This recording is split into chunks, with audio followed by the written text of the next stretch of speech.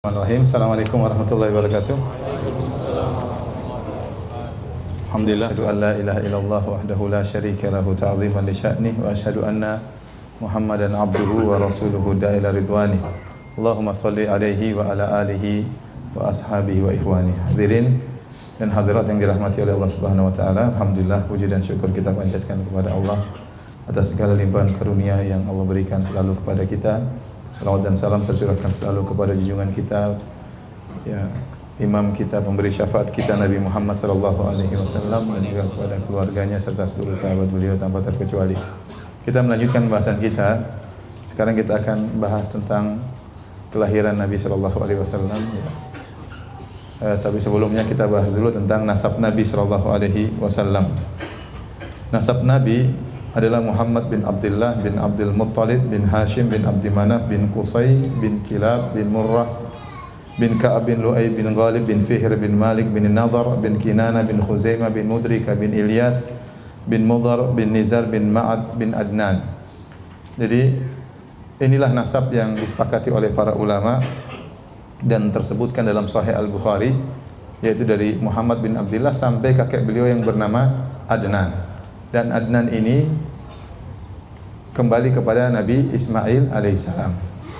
Ya, hanya saja para ulama khilaf antara Adnan sampai Ismail berapa kakek, antara Adnan sampai Ismail.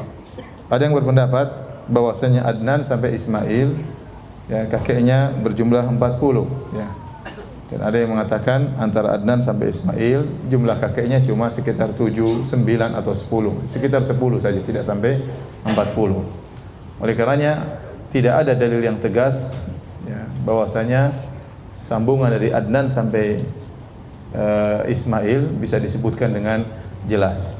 Yang disepakati oleh para ulama hanya dari Nabi Muhammad sampai siapa? Adnan. Di atas Adnan sampai Ismail tidak jelas, khilaf berapa kakeknya, apalagi nama-namanya. Apalagi kemudian ada orang menyebutkan dari Nabi Muhammad sampai Nabi Adam, ini lebih khilaf lagi. Ya, sedangkan dari Adnan sampai Ismail saja tidak jelas, apalagi sampai Nabi Adam alaihi salam. Yang jelas Rasulullah SAW pernah bersabda tentang kemuliaan nasabnya. Beliau berkata, Inna Allah subhanahu istofa kinanatan min waladi Ismail. Sungguhnya Allah memilih dari sekian banyak anak Ismail alaihissalam, Allah memilih Kinanah. Wastofa Quraisyan min Kinanah. Kemudian dari anak-anaknya Kinanah, maka Allah memilih Quraisy. Wastofa Bani Hashim min Quraisy. Dan dari keturunan Quraisy juga banyak, tapi Allah memilih Bani Hashim. Wastofani min Bani Hashim. Dan Allah memilihku dari Bani Hashim, ya. Ini menunjukkan akan kemuliaan nasab Nabi sallallahu alaihi wasallam. Jadi antara orang yang mulia di antara kakek-kakek Nabi, ya, adalah Abdul Muttalib. Abdul Muttalib. Ya, Abdul Muttalib ini, ya, selain dia adalah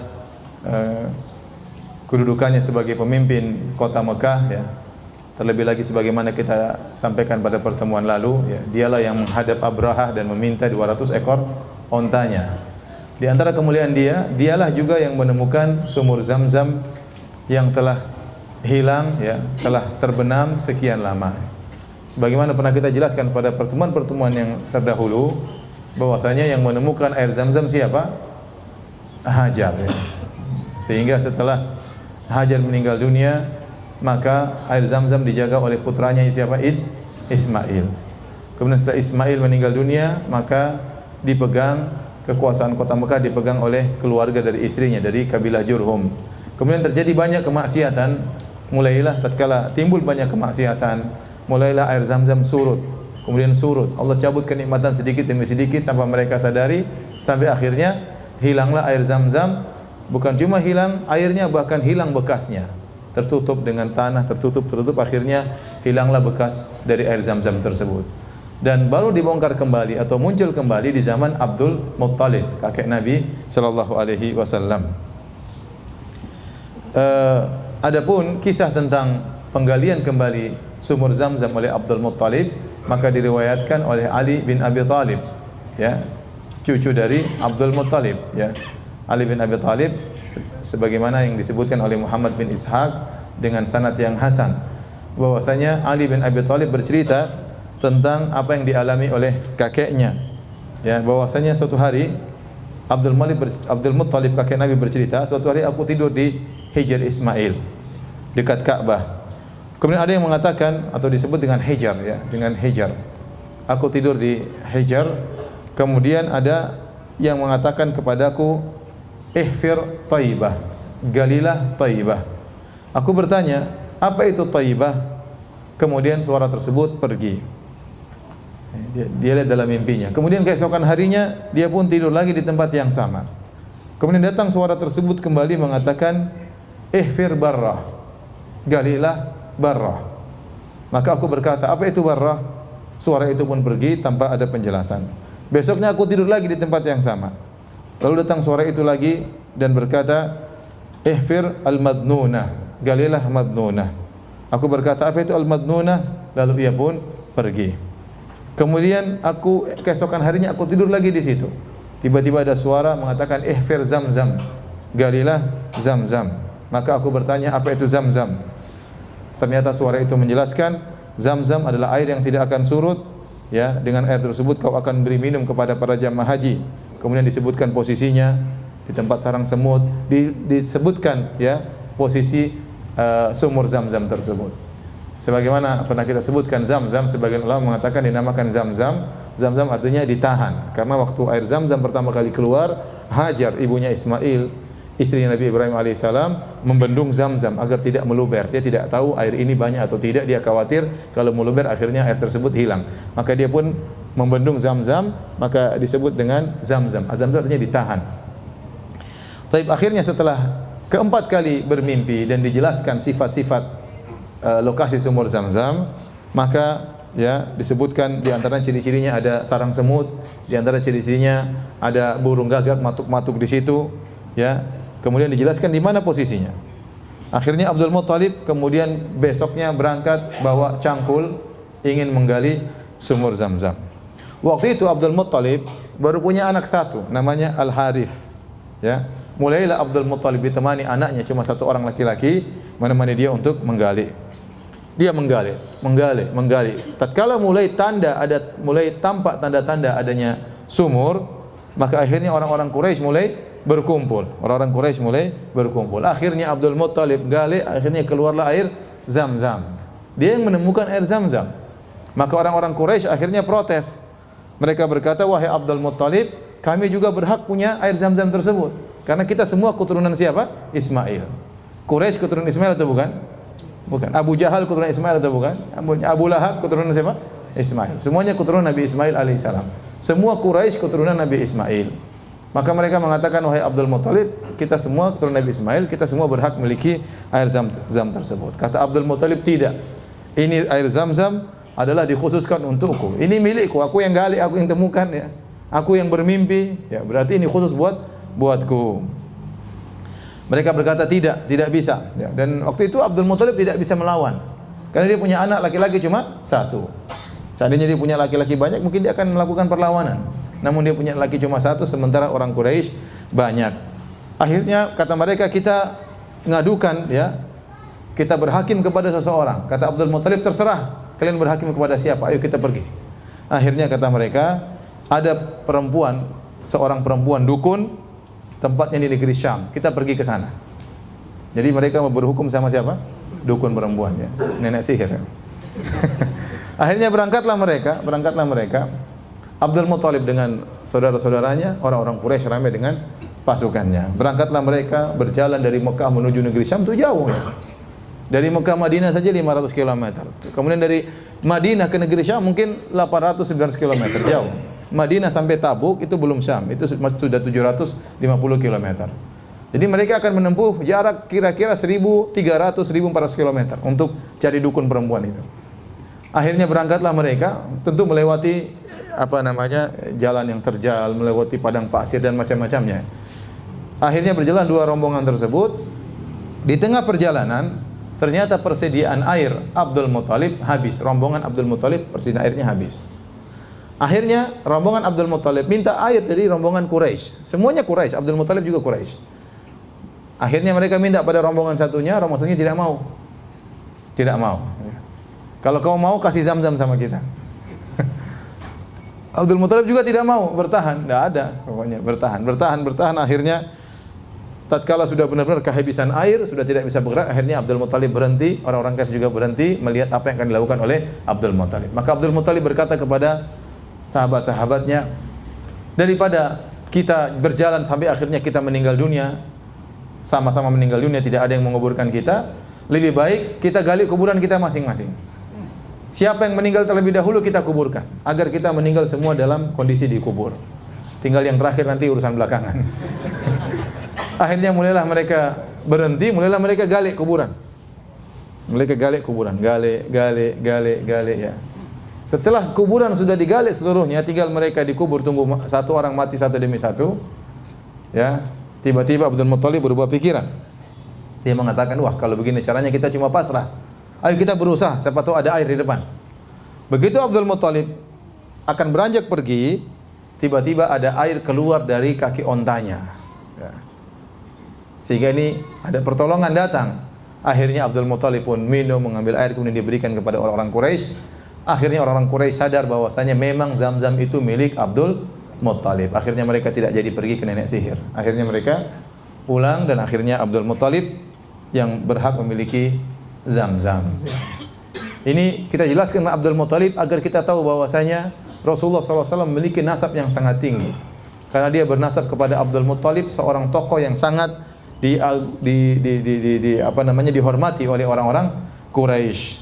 Dan seluruh nabi-nabi diutus dalam nasab-nasab yang tinggi. Kenapa? Agar orang-orang tidak mencela nasabnya kalau ternyata nasabnya rendah. Ya, karena kalau ternyata ada seorang nabi ternyata dari nasab yang rendah, dia akan dituduh orang ini ternyata dari kalangan rendahan, dia ngaku sebagai nabi supaya dihormati. Khawatirnya akan ada yang mencela dari sisi itu. Karenanya Allah memilih seluruh nabi dengan nasab yang tinggi supaya tidak ada tuduhan bahwasanya orang ini ingin mencari kedudukan. Karena Nabi SAW seandainya dia tidak mengaku sebagai nabi pun, dia pasti sudah mulia. Dia akan mewarisi Zam-Zam, dia akan menjadi orang top karena kakek dia Abdul Muthalib. Jadi dia mengaku sebagai nabi atau memproklamirkan dirinya sebagai seorang nabi bukan mencari kedudukan. Bahkan dengan memproklamirkan dirinya sebagai nabi, maka dia akan terancam, dia akan dibunuh, akan diusir dan yang lainnya. Seandainya nabi mencari kedudukan, tidak perlu mengaku sebagai nabi, cukup dia mengaku saya cucunya Abdul Muthalib, maka dia akan menjadi orang yang mulia. Paham sini? Oleh karenanya tidak ada sisi celaan dari sisi nasab kepada para nabi karena mereka seluruhnya nasabnya tinggi. Dan ini yang pernah terjadi dialog antara Heraklius dengan Abu Sufyan. Waktu tahun 6 Hijriah terjadi perjanjian damai antara kaum muslimin dengan kaum musyrikin. Abu Sufyan masih kafir waktu itu. Dia berjalan-jalan menuju ke negeri Syam, akhirnya diketahui oleh Heraklius, raja Romawi, kemudian dipanggil oleh Heraklius. Heraklius sudah dengar-dengar berita tentang desas-desus lahirnya, munculnya seorang nabi di Jazirah Arab. Maka dia bertanya-tanya tentang Nabi Muhammad SAW. Banyak dia interogasi Abu Sufyan. Di antara pertanyaan yang dia sampaikan kepada Abu Sufyan, kaifa nasabuhu fikum? Bagaimana nasabnya Nabi tersebut di antara kalian? Bagaimana nasabnya? Maka Abu Sufyan berkata, huwa fina dzu nasab. Sungguhnya Muhammad itu memiliki nasab yang tinggi. Maka Heraklius berkata, fakadzalika rusul tub'atsu fi nasabi qaumiha. Demikianlah para rasul seluruhnya diutus dengan memiliki nasab yang tinggi. Semuanya Nabi Isa, Nabi Musa semuanya memiliki nasab yang tinggi. Nabi Daud, Nabi Sulaiman dan seterusnya. Baik. Bagaimana lahirnya Nabi sallallahu alaihi wasallam? Ya, Nabi sallallahu alaihi wasallam lahir buah pernikahan dari ayahnya Abdullah dengan ibunya Aminah bintu Wahab. Ya. Abdul Muthalib dia pernah bernazar. Kakek Nabi Abdul Muthalib tadi yang punya Zam-Zam. Dia pernah bernazar, kalau saya punya 10 anak laki-laki, saya akan sembelih salah satunya. Saya akan sembelih salah satunya, ya. Dan kenapa Abdul Muthalib bernazar demikian? Para ulama menyatakan dia mengucapkan nazar ini waktu dia sedang gali Zam-Zam, anaknya cuma satu tadi Al-Harith. Waktu dia dikepung oleh orang Quraisy minta untuk diberi jatah Zam-Zam, maka dia bernazar kepada Allah, ya Allah, kalau ini anak saya cuma satu. Kalau saya punya anak 10, saya sembelih satu. Ya, saya sembelih satu. Dan ternyata dikabulkan oleh Allah, anaknya jadi 10. Dia punya anak 10 laki-laki dan anak perempuan ada beberapa.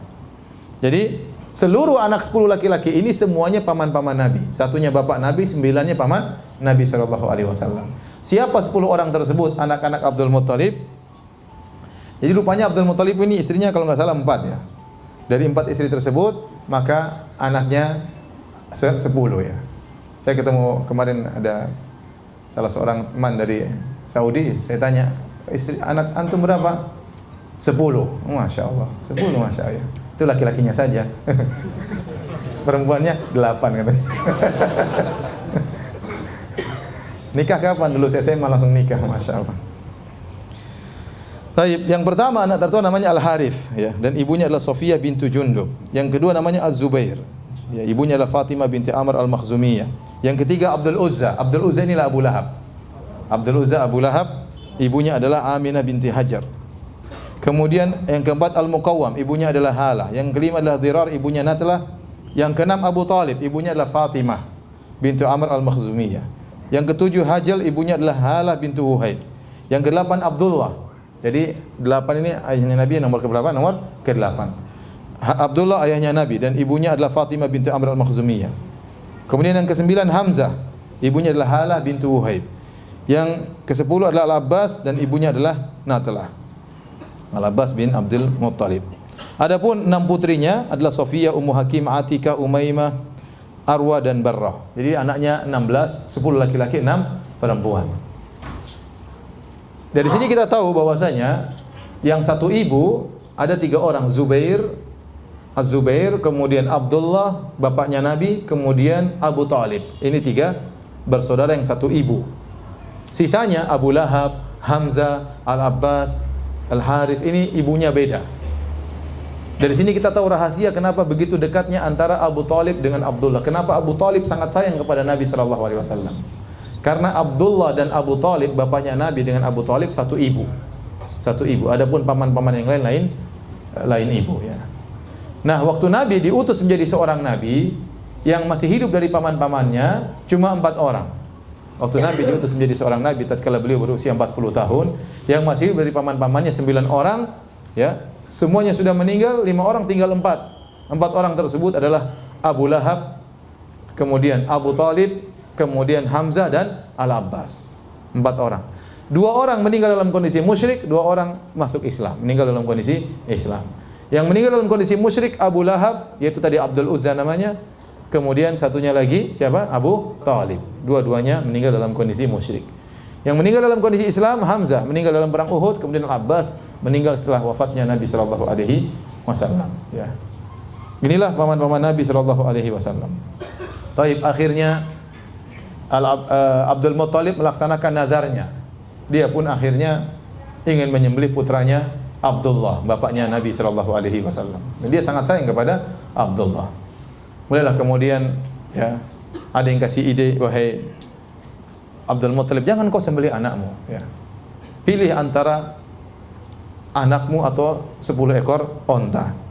Kemudian buatlah undian. Ya. Akhirnya kemudian ya Abdul Muttalib membuat undian. Dia mengatakan, ya Allah, Allahumma anakku atau 10 ekor onta. Dia buang, ternyata yang jatuh anaknya. Waduh. Harus disembelih anaknya. Enggak, tambah lagi 10 ekor onta. 10 ekor onta kedua. Ya Allah, anakku atau 10 ekor onta. Ternyata keluar lagi Abdul yang harus disembelih. Dia ulangi lagi. Yang ketiga keluar lagi Abdullah.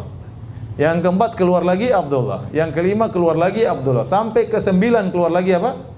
Abdullah. Dia masih lanjut. Yang ke-10 baru kemudian 100 ekor, 10 ekor onta. Akhirnya dia tidak menjadi menyembelih putranya Abdullah, dia sembelih 100 ekor onta. Ya. Paham? Inilah asal muasal kata para ulama munculnya diyah.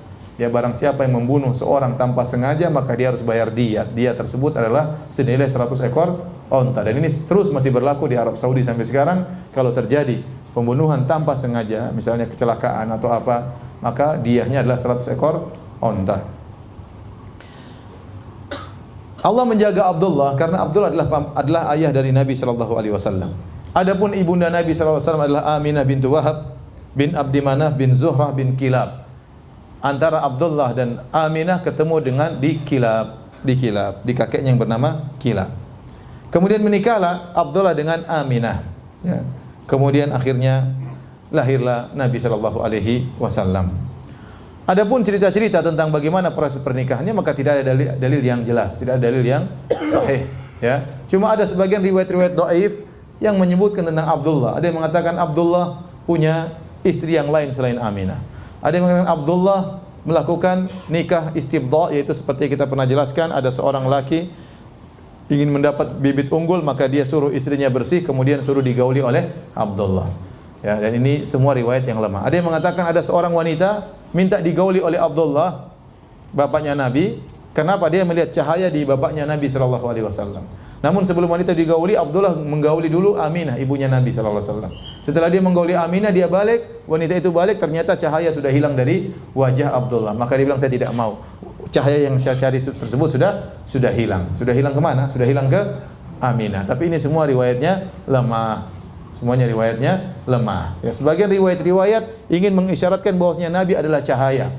Dan riwayat-riwayat tersebut semuanya lemah. Ya. Bahkan ada riwayat yang palsu, hadis palsu yang diyakini oleh sebagian orang-orang sufi, ya, bahwasanya Rasulullah pernah ditanya, ya Rasulullah, bagaimana tentang penciptaan alam semesta? Kata Nabi, yang pertama Allah ciptakanlah nuru nabiyyika, yaitu cahaya nabimu yang pertama diciptakan. Waktu itu belum ada arsy, belum ada qalam, belum ada lauhil mahfuz, belum ada langit, belum ada bumi, belum ada manusia, belum ada jin. Yang pertama Allah ciptakan adalah cahaya Muhammad, berasal dari cahaya Allah Subhanahu wa taala. Ini hadis palsu. Hadis apa? Palsu. Nabi Muhammad SAW adalah keturunan Nabi Adam alaihissalam dan dia bukan diciptakan dari cahaya. Yang diciptakan dari cahaya adalah malaikat. Adapun seluruh manusia, kata Nabi SAW, kullukum min Adam wa Adamu min turab. Seluruh kalian berasal dari Nabi Adam dan Adam tercipta dari tanah. Nabi Muhammad SAW berkata, ana sayyidu waladi Adam yaumal qiyamah. Aku adalah keturunan Adam, yang paling pemimpin keturunan Adam pada hari kiamat kelak. Wala fakhar, dan aku tidak sombong. Adapun hadis palsu tadi mengesankan seakan-akan Nabi dulu sebelum ada Nabi Adam. Ada cahaya dahulu, baru kemudian ada Nabi Adam dan malaikat dan jin dan yang lain. Ini semua adalah tidak benar, ini hadis palsu. Saya ingin sampaikan hal ini ya, karena sebagian orang menganggap berlebih-lebihan kepada Nabi SAW, sehingga mereka mengatakan Rasulullah SAW tercipta dari cahaya, tidak seperti manusia-manusia yang lainnya. Kata mereka Rasulullah SAW tidak punya bayangan. Kenapa? Karena cahaya matahari terpantul dengan cahaya Nabi SAW. Ini semua khurafat, tidak benar ya. Kenapa? Seandainya Nabi SAW benar-benar badannya bercahaya, maka orang-orang kafir pasti sudah beriman. Ya. Ya. Mereka protes tatkala Nabi seperti manusia. Kata mereka, wa qalu ma li hadzal rasuli ya'kulu at-ta'ama wa yamshi fil aswaq.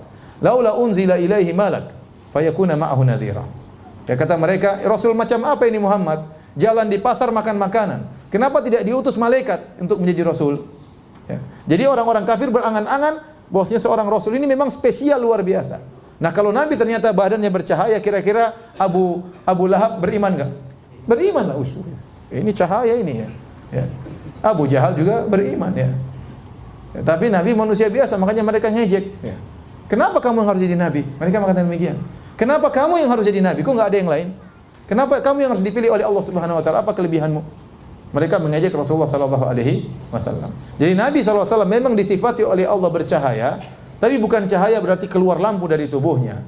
Seperti firman Allah Subhanahu wa taala, ya ayuhan nabi, inna arsalnaka syahidan wa mubasysyiran wa nadhira wa da'iyan ila Allah bi idnihi wa sirajan munira. Allah mengatakan, kami mengutus engkau wahai Rasulullah sebagai seorang rasul yang menyuruh kepada jalan Allah, wa sirajan munira, adalah sebagai lampu yang bercahaya. Ini maksudnya adalah kiasan, bukan berarti Nabi adalah lampu yang menyala terang ya. Oleh karenanya waktu Aisyah radhiyallahu taala anha dalam hadis yang sahih terjaga di malam hari ya, Aisyah mencari suaminya di mana dia enggak tahu. Dia cari-cari. Tahu-tahu dia pegang kaki Nabi, Nabi sedang sujud. Paham? Dalam sahih Muslim. Seandainya Nabi ada lampunya, Aisyah lagi sujud. Enggak perlu cari-cari, paham? Enggak perlu cari-cari. Demikian dalam hadis yang sahih dalam sahih Bukhari, karena rumah Aisyah kecil, cuma 4x4 kira-kira ya. Kemudian tidak ada space untuk salat, akhirnya Nabi salat dan Aisyah tidur di depannya persis dengan menjulurkan kedua kakinya. Kalau Nabi mau sujud, Nabi sentuh kakinya supaya kakinya dilipat. Jadi Aisyah nunggu disentuh oleh Nabi, baru kemudian Aisyah melipat kaki. Ya, karena space rumah yang sangat sempit. Aisyah berkata, wa kanatil buyutu laisa fiha masabih. Kenapa saya tunggu disentuh oleh Nabi? Kata Aisyah, karena rumah-rumah waktu itu tidak ada lampunya di malam hari, sehingga saya perlu disentuh dulu. Kalau seandainya Nabi bercahaya, Aisyah sudah tahu Nabi mau sujud, tidak perlu tunggu sentuhan. Paham? Demikian juga ya, mengatakan bahwasanya cahaya matahari kemudian mantul gara-gara kalah dengan cahaya Nabi, ini berlebihan ya.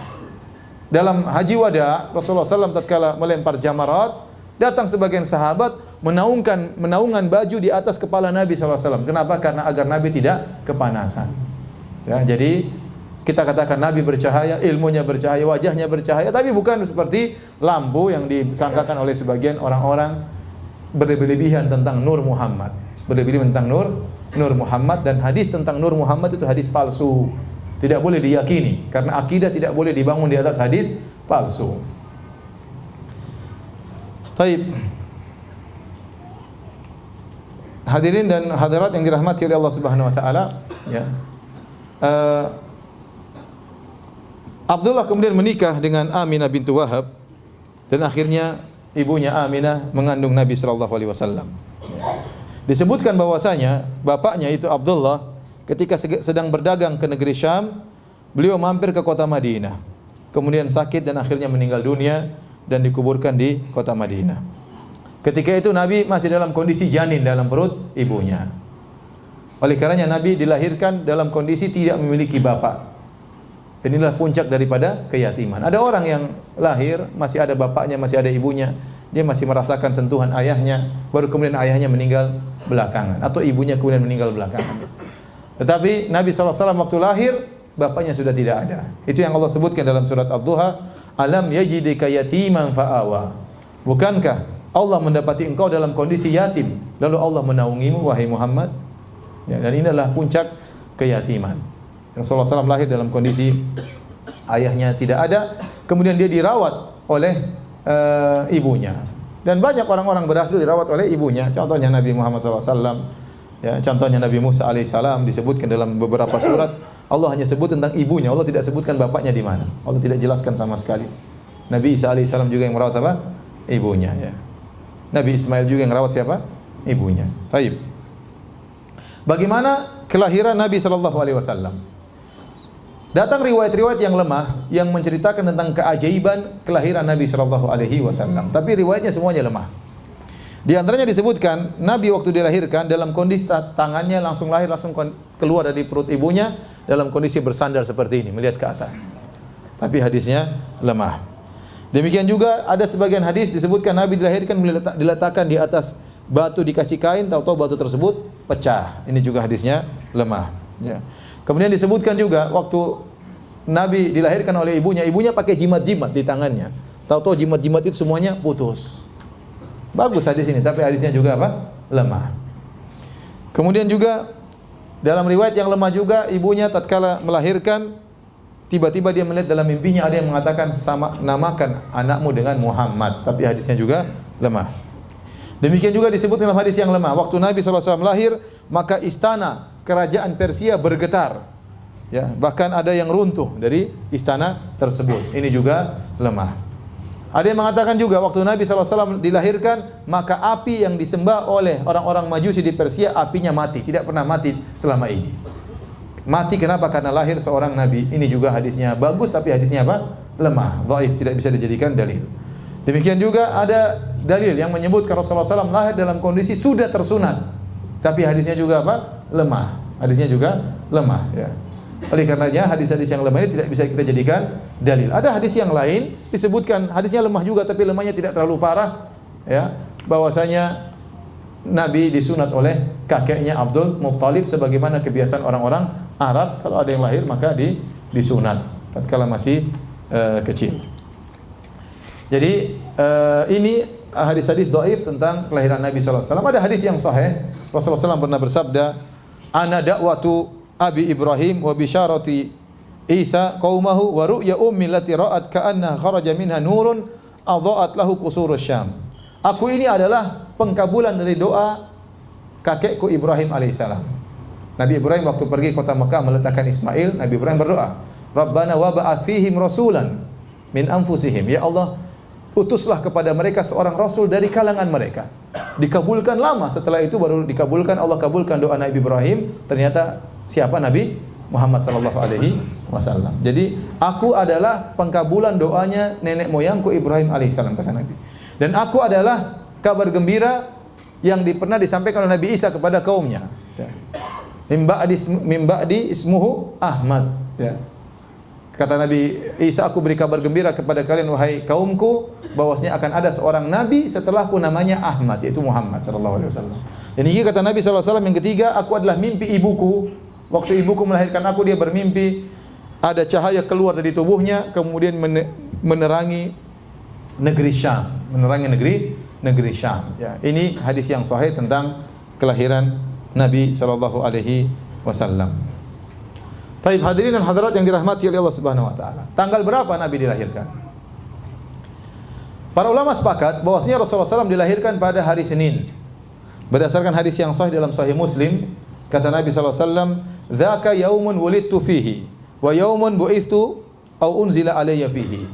Waktu Nabi ditanya, "Wa su'ila an siyami yaumil itsnain." Wahai Rasulullah, kenapa Anda senantiasa puasa pada hari Senin? Kata Nabi, "Dzaka yaumun wulidtu fihi." Sungguhnya hari Senin adalah hari aku dilahirkan. Wa yaumun bu'itsu au uhiya ilayya, dan hari di mana aku diangkat menjadi seorang rasul, yaitu pada hari Senin. Maka Nabi mensyukuri hari tersebut dengan berpuasa. Hari Senin istimewa.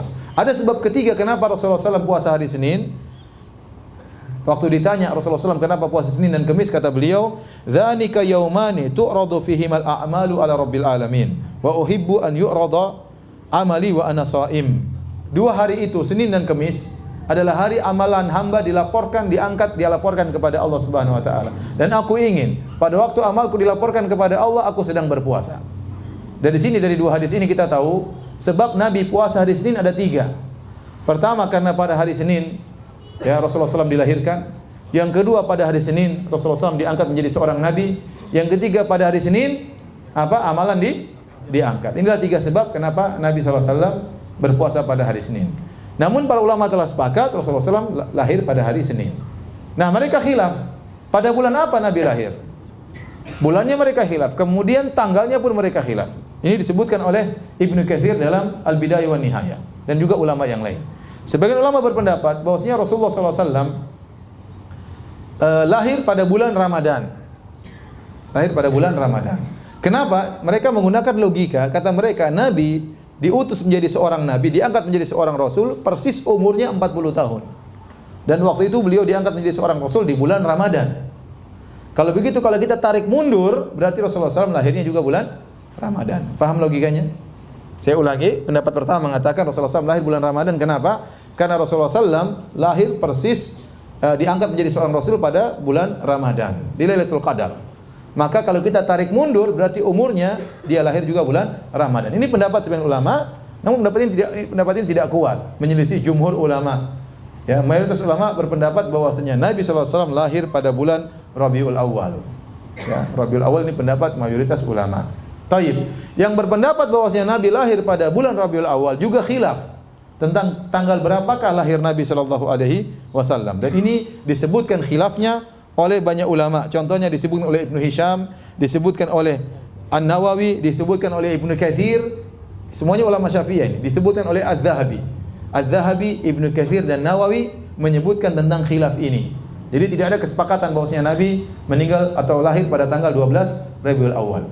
Taib. Ada beberapa pendapat. Ada yang mengatakan Rasulullah SAW lahir tanggal 12 Rabiul Awal. Ada yang mengatakan Rasulullah SAW lahir pada tanggal 8 Rabiul Awal. Dan ini pendapat seorang tabi'in bernama Muhammad bin Jubair bin Mut'im, datang dengan sanad yang sahih. Dia mengatakan Rasulullah SAW lahir pada tanggal 8 Rabiul Awal. Pendapat yang ketiga mengatakan Nabi lahir pada tanggal 10 Rabiul Awal.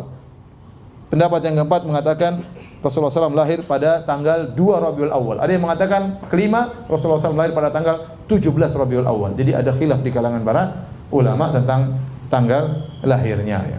Kenapa ada khilaf? Karena memang mereka tidak begitu perhatian tentang tanggal lahir tersebut, karena tidak ada ibadah tertentu yang dibangun di balik tanggal tersebut. Tidak ada ibadah yang dibangun di balik tanggal tersebut. Berbeda dengan misalnya penentuan hilal. Kita harus lihat hilal tanggal berapa karena kita mau puasa misalnya, atau kita ingin Idul Fitri. Ada ibadah dibangun di balik tanggal tersebut.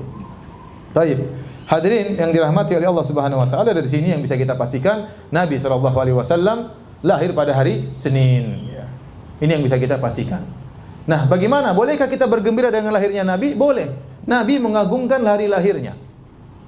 Nabi mengagungkan hari lahirnya. Tapi bagaimana cara Nabi mengagungkan hari tersebut? Caranya Nabi puasa setiap hari Senin, setiap pekan. Nah, kalau Anda ingin merayakan atau bergembira dengan hari lahirnya Nabi SAW, ikuti cara Nabi SAW. Caranya bagaimana?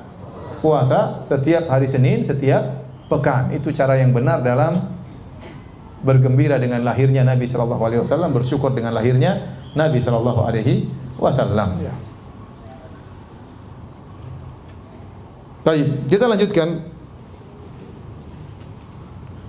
Setelah Nabi SAW dilahirkan, ya, beliau disusui oleh ibunya, ya, sekitar, ya, ada yang mengatakan 3 hari, ada yang mengatakan 7 hari, ada yang mengatakan 9 hari. Setelah disusui oleh ibunya, kebiasaan orang-orang Arab dahulu disusui juga oleh orang yang lain. Abu Lahab, paman Nabi, Abdul Uzza, dipanggil dengan Abu Lahab, nama aslinya Abdul Uzza. Ya. Makanya ulama mengatakan Allah tidak menyebutkan nama aslinya dalam Al-Quran. Kenapa? Karena namanya jelek, Abdul Uzza, hamba dari berhala apa? Uzza. Maka Allah sebutkan gelarnya, kunyahnya Abu Lahab. Sebenarnya namanya siapa? Abdul Uzza. Tabbat yada Abi Lahab. Harusnya tabbat yada Abdul Uzza. Tapi kalau Abdul Uzza diabadikan, ini jelek dalam Al-Quran. Kok ada nama hamba berhala dalam Al-Quran? Maka Allah sebutkan nama kunyahnya. Ya, taib. Waktu Nabi SAW ponakannya lahir, dia gembira. Maka dia ambil Nabi SAW, kemudian dia bawa ke budaknya bernama Thuwaibah. Maka Thuwaibah pun menyusui Nabi SAW. Ternyata, ya, Thuwaibah ini menyusui beberapa orang sebelum Nabi SAW. Di antaranya paman Nabi yang lahir sebelum Nabi, namanya Hamzah bin Abdul Muttalib. Waktu Hamzah lahir juga, saudaranya Abu Lahab juga menyusukan adiknya ini Hamzah kepada budaknya Thuwaibah. Kemudian juga, ya, Thuwaibah juga pernah menyusui Abu Salamah Al-Makhzumi. Ya, jadi 3 orang disusui semuanya oleh Thuwaibah. Hamzah, Abu Salamah, dan siapa? Muhammad sallallahu alaihi wasallam. Jadilah 3 orang ini adalah 3 saudara sepersusuan. 3 saudara sepersusuan, ya. Jadilah mereka ada kekerabatan dari sisi sepersusuan. Jadilah timbul kemahroman. Ya. Oleh karena dalam hadis Ibnu Abbas berkata, "Qila lin Nabi sallallahu alaihi wasallam, ala tatazawwaju ibnata Hamzah?" Wahai Rasulullah, apakah kau tidak menikah dengan putrinya Hamzah? Sepupunya, putrinya Hamzah. Kata Rasulullah SAW, "Innaha ibnatu akhi minar radha'ah." Enggak bisa. Putrinya Hamzah itu adalah putri saudara sepusuanku. Aku dan dia sesusuan, maka anaknya adalah ponakan sesusuan. Ya. Jadi enggak bisa seperti ponakan satu susuan, ya. Sehingga Nabi tidak bisa menikah dengan putrinya Hamzah. Demikian juga Nabi pernah didengar kata Ummu Habibah, "Fa inna nuhaddatsu annaka turidu an tankiha bil ibnata Abi Salamah." Kami dengar wahai Rasulullah, Anda ingin menikah dengan putrinya Abu Salamah. Putrinya Abu Salamah. Kata Nabi, bintu Ummi Salamah, menikah dengan putrinya Ummu Salamah. Kan putri Ummu Salamah kan istrinya Nabi juga. Jadi Ummu Salamah bawa anak bawaan perempuan dari hasil pernikahan dia dengan siapa? Abu Salamah. Jadi putrinya namanya bintu Abi Salamah.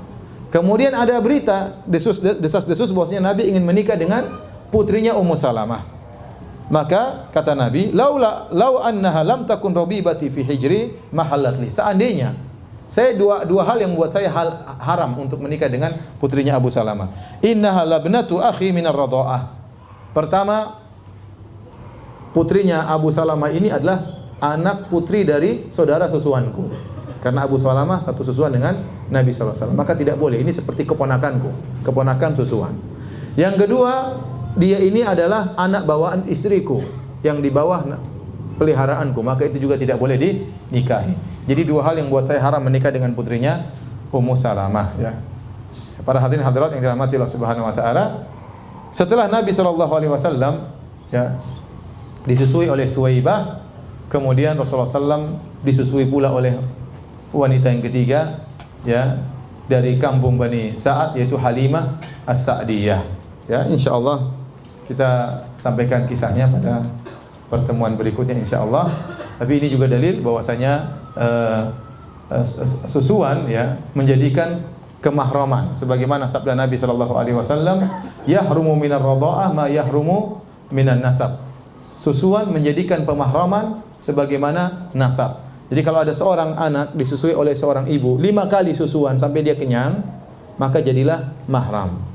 Misalnya, saya punya anak perempuan atau saya punya anak perempuan, saya bawa kepada seorang wanita.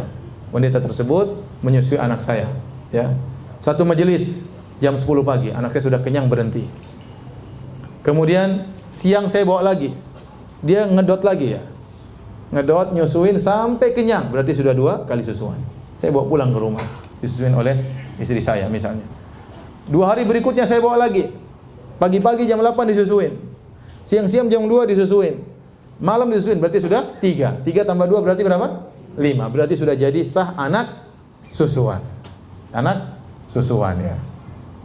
Maka jadilah wanita tersebut ibu susuan dari putri saya. Jadilah wanita tersebut seluruh anak laki-lakinya adalah saudara susuan dengan putri saya. Tidak boleh dinikahi. Karena putri saya adalah ya putri susuan dari ibu ini. Maka seluruh anak laki-lakinya adalah saudara-saudara susuan dari putri saya. Karena terjadi pemahraman, keharaman dengan persusuan sama seperti dengan nasab, ya. Paham atau tidak? Paham. Jadi hati-hati kalau Anda misalnya menyusukan anak Anda kepada seorang wanita, maka dicek, dijelas-jelas, bosnya kasih tahu ini ibu susuanmu. Jangan-jangan kemudian hari dia jatuh cinta sama anak dari ibu tersebut, tidak boleh karena itu adalah saudara susuan, ya. Taib, demikian kajian kita. Insyaallah habis salat Isya kita tanya jawab. Wabillahi taufiq wal hidayah. Assalamualaikum warahmatullahi wabarakatuh. Bismillahirrahmanirrahim. Assalamualaikum warahmatullahi wabarakatuh. Alhamdulillah, salatu wassalamu ala Rasulillah wa ala alihi wa sahbihi wa mawala. Hadirin dan hadirat yang dirahmati oleh Allah Subhanahu wa taala, kita lanjutkan kajian kita ya. Sesi tanya jawab.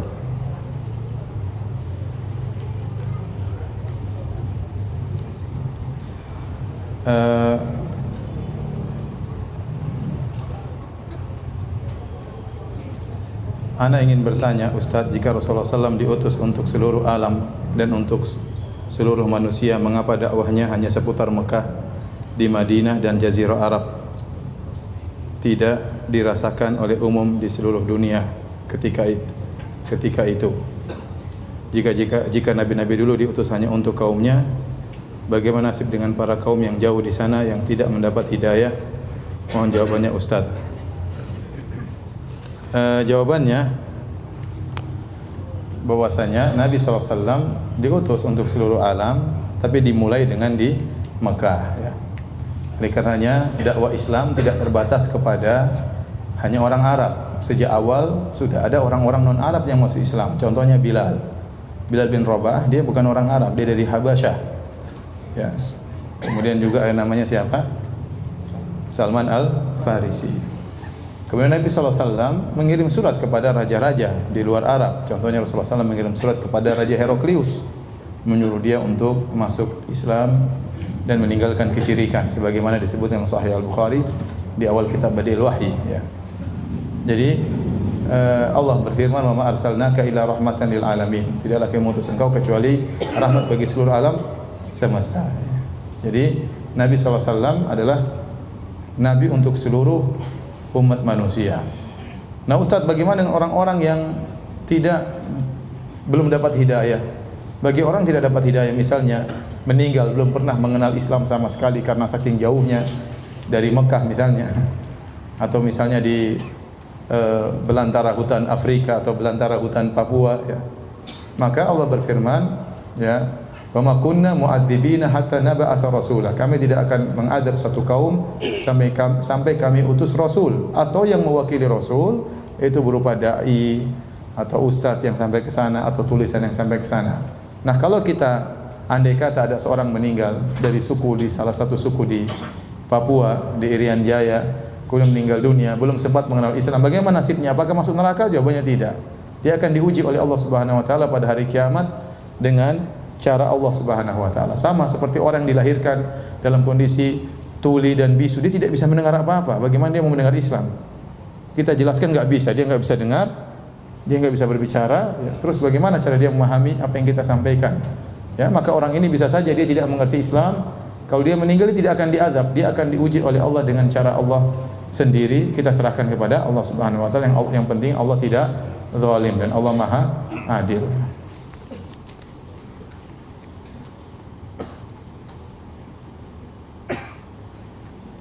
Ustadz, bagaimana dengan riwayat Rasulullah SAW dibawa berdagang oleh pamannya?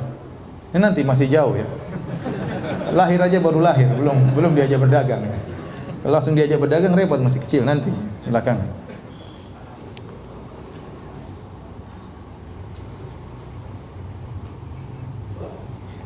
Afwan, di luar tema Ustadz, di kampung kami biasanya diadakan penutupan pengajian sebelum bulan Ramadan dan pembagian paket makanan sembako. Bolehkah kita ikut membantu menyiapkan membungkus paket-paket makanan? Boleh, ini membantu ke masyarakat, enggak ada masalah ya.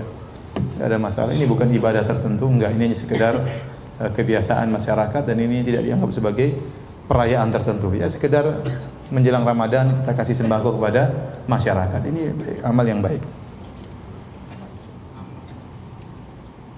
Sama bagaimana riwayat bahwasanya awan menaungi Nabi saat berjalan nanti ya. Sabar ya. Baru lahir, belum apa-apa.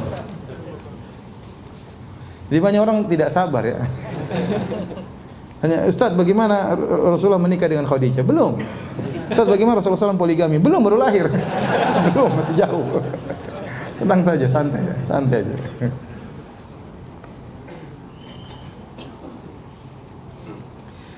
Ustaz, bagaimana menjawab syubhat bahwa ustaz-ustaz salafi fanatik terhadap alma mater? Apa maksudnya alma mater? Maksudnya apa? Kita siapa saja boleh jadi ustaz sunnah, siapa saja boleh jadi ustaz salafi. Yang penting dia memenuhi kriteria berdakwah sesuai dengan Al-Quran dan sunnah Nabi SAW. Tidak bikin bid'ah, tidak menyuruh kepada bid'ah, maka kita katakan dia ustaz sunnah.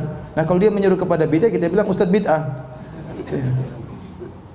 Jadi siapa saja, tidak harus lulusan Madinah, mau lulusan Kairo, mau lulusan Yaman, mau lulusan mana sih, silakan. Yang lulusan sini, yang tidak keluar negeri juga boleh, siapa saja boleh. Tapi sesuai dengan kriteria ustaz sunnah. Tidak dikatakan sunnah kecuali dia menyuruh kepada sunnah Nabi. Dia ngajarin sunnah Nabi. Nah, kalau dia nggak ngajar sunnah Nabi, dia ngajar ritual-ritual baru yang itu bukan sunnah Nabi, dipastikan Nabi tidak pernah melakukannya, maka tidak bisa kita bilang ustaz apa? Sunnah. Sunnah kan apa? Apa definisi sunnah? Sunnah sesuatu yang dilakukan oleh Nabi, disandarkan kepada Nabi, itu namanya sunnah Nabi sallallahu alaihi wasallam. Yang tidak dikerjakan Nabi bukan namanya sunnah. Anda mau nampakkan apa terserah Anda, tapi itu bukan sunnah Nabi sallallahu alaihi wasallam. Ya.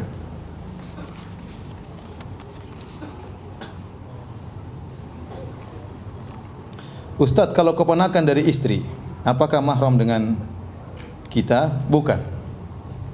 Istri kita punya ponakan perempuan, itu bukan mahram kita.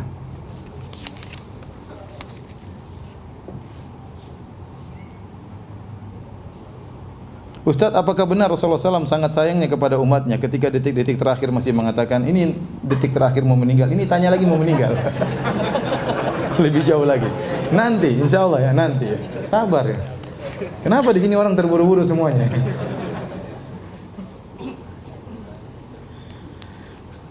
Ketika Zam-Zam hilang, bagaimana orang Mekah mendapatkan air?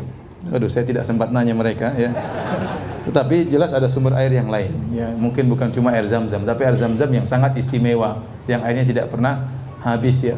Tidak pernah habis. Bahkan sekarang saya dengar sebagian penelitian justru kalau Ramadan atau bulan haji volumenya semakin apa? Semakin banyak. Dan itu di antara mukjizat yang nampak dari dulu sampai sekarang enggak habis-habis, padahal air Zam-Zam diambil terus. Jadi di Madinah itu ada pembagian gratis. Di Mekah ada pembagian juga gratis. Jadi orang ambil banyak, tidak habis-habis. Kita enggak tahu sumbernya ya apa namanya bagaimana, tapi yang jelas airnya luar biasa. Kemarin ada ini cerita nyata, saya ketemu dengan orangnya langsung, dia kena kanker. Saya ketemu di Pekanbaru. Dia di kemo di Singapura apa di Malaysia. Kemudian ada kawan yang kasih bekal dia air Zam-Zam. Intinya setelah dia di kemo, dia minum apa saja tidak bisa kecuali air Zam-Zam. Dia minum air putih muntah, dia minum apa muntah. Maka kecuali air Zam-Zam, dia minum air Zam-Zam tidak mengapa, ya. Dia kemudian setelah di kemo badannya masih kuat. Dokter sampai heran kenapa? Rupanya dia konsumsi apa? Zam-zam terus. Dan banyak orang sembuh karena zam-zam. Saya pernah ketemu orang, Ustadz saya waktu itu ambeien ya. Saya bingung Ustadz, bagaimana akhirnya saya zam-zam bismillah sembuh akhirnya. Ya itu antum saja, yang lain belum tentu. Jadi keyakinan. Jadi zam-zam itu perlu dengan keyakinan. Banyak orang tidak begitu yakin akhirnya tidak sembuh-sembuh ya. Makanya kata Nabi sallallahu alaihi wasallam, "Ma'u zamzam lima syuriba lahu." Air zam-zam tergantung niat orang meminumnya. Rasulullah mengatakan innahu ta'amu tu'min wa shifa'u suqmin. Sesungguhnya zam-zam itu bisa membuat kenyang dan bisa menyembuhkan penyakit, dan banyak orang sembuh dengan zam-zam. Saya mohon sangat dibacakan pertanyaan saya. Ya udah, saya bacain deh. Saya mengenal sunnah sejak 2005 dan mulai mengamalkan sunnah sejak 2008. Saya mempunyai istri yang cantik dan keluarga besar yang hampir semua mengenal sunnah. Dan saya punya kehidupan harta yang sangat layak. Tahun 2015 awal saya terkena fitnah wanita. Selama 6 bulan saya melakukan perbuatan keji yang hampir saya tidak bisa menghitung berapa jumlahnya. Saya seperti orang mabuk ya dan gila. Semua pemahaman saya tentang agama seperti hilang karena fitnah ini. Dia berzina maksudnya. Setelah 6 bulan saya tersadar dan menutup semua akses ke fitnah wanita tersebut. Ke fitnah wanita. Sudah hampir 3 tahun berlalu. Rasa sakit saya tidak pernah hilang dari hati saya. Saya menangis setiap hari dan sangat menyesal. Kenapa saya bisa jatuh berdosa tersebut, Ustaz? Apakah karena ujub? Mohon nasihat bagi hati saya. Saya merasa amalan tiada arti dan berguna di hadapan Allah. Saya katakan kita menangisi dosa-dosa kita ya, karena sampai tadi berzina berulang-ulang ini dosa bukan sepele ya. Dosa bukan sepele. Allah menyebutkan zina adalah dosa yang spesial. Kalau ada dosa-dosa besar, ini dosa yang super besar. Makanya Allah sebut dalam surat Al-Furqan, kata Allah, walladzina la yad'una ma'allahi ilahan akhar wa la yaqtuluna nafsa allati harrama Allah illa bil haqq wa la yaznun. Wa may yaf'al dzalika yalqa athama yudha'af lahu al-'adzabu yawmal qiyamati wa yakhlud fihi muhana illa man taba. Dan orang-orang tidak pernah berbuat syirik, dan orang-orang tidak pernah membunuh orang lain, dan orang-orang tidak pernah berzina. Ini 3 dosa yang sangat besar. Syirik, membunuh orang, dan apa? Berzina ya. Syirik berkaitan dengan hak Allah, membunuh orang berkaitan dengan apa? Orang lain, berzina dosa hawa nafsunya ya. Kata Allah, wa may yaf'al dzalika yalqa athama. Barang saya melakukan 3 dosa ini, maka dia akan mendapatkan dosanya. Yudha'af lahul adzabu yaumil qiyamah. Dia akan dilipat gandakan dosanya, azabnya pada hari kiamat. Wa yakhlud fihi muhana. Dan dia akan kekal dalam neraka dengan kondisi terhina. Tapi kata Allah, illa man taba, kecuali orang yang bertaubat ya. Maka ya seorang ya terjerumus dalam kemaksiatan tentu sebab karena dosa yang dilakukan sebelumnya. Dosa membawa orang kepada dosa yang lain. Tetapi pintu taubat Allah terbuka. Maka saya sampaikan kepada orang ini ya, benar-benar menutup akses fitnah wanita. Jangan sampai terjebak dengan ya di jebakan yang sama. Seorang lelaki harus cerdas, dia tahu kapan imannya naik, kapan imannya turun. Dia tahu dia lemah dalam sisi ini, dia tahu dia kuat dalam sisi ini. Maka jangan dia coba-coba mengulangi pada perkara yang lemah. Allah sekarang kasih dia kesempatan untuk bertobat. Dia mulai ikut pengajian lagi, alhamdulillah ya. Entar lagi mudah-mudahan bisa ketemu dengan bulan Ramadan. Maka jangan coba-coba untuk mengulangi fitnah tersebut ya. Dan banyak bertobat kepada Allah, dan husnudzan jika orang kembali kepada Allah dengan tobat nasuha ya, dengan tobat yang sesungguhnya, tidak mengulangi lagi, maka Allah akan ampuni dosa tersebut dengan mudah bagi Allah Subhanahu wa taala ya. Dan jangan pernah ceritakan ini kepada orang lain. Apa hukumnya mengambil upah dari ibu yang menyusui bayi orang lain? Boleh, enggak ada masalah. Nanti akan kita jelaskan. Boleh. Jadi kalau ada orang ingin nyusu pada seorang wanita tersebut mengatakan boleh, tapi saya minta upah. Boleh dia, karena ini kerjaan ya. Tetapi tetap saja menjadi anak susuan ya. Anak susuan ya. Tapi kalau kita pergi ke kandang onta kemudian disusui oleh onta, jadi ibu susuan atau tidak? Kemarin di Madinah teman-teman bercanda, jadi semua pada pergi ke onta yang sama, pada mau jadi ibu susuan semua. Saudara susuan apa? Onta ya, enggak. Jadi boleh dia mengambil upah, dia boleh mengambil upah.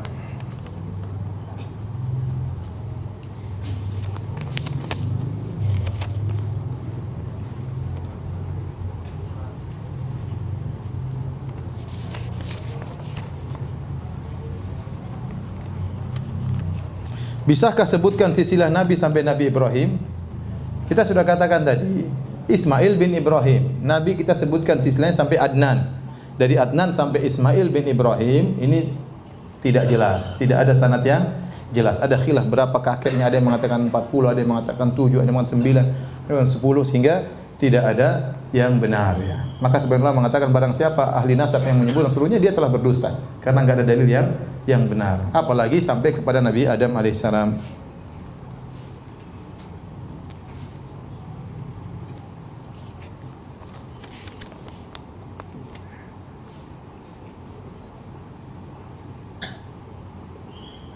Ustaz, anak akhwat mana yang lebih utama pada saat Ramadan, tarawih di masjid atau mengimami ibu anak yang sakit di rumah? Ya, kalau ternyata ibu ingin ditemani di rumah, salat aja di rumah. Kalau ibu ingin ditemani di rumah, salat aja di rumah. Apalagi ibu dalam kondisi sakit. 10 itikaf 10 hari terakhir Ramadan atau melayani ibu menyiapkan sahur. Kalau ibu sakit lebih utama melayani apa? Ibu. Tapi demikian saja kajian kita, insyaallah kita bertemu di kesempatan yang lain. Kita buka kafaratul majelis. Subhanakallah bihamdik asyhadu an la ilaha illa anta astaghfiruka wa atubu ilaik. Assalamualaikum warahmatullahi wabarakatuh.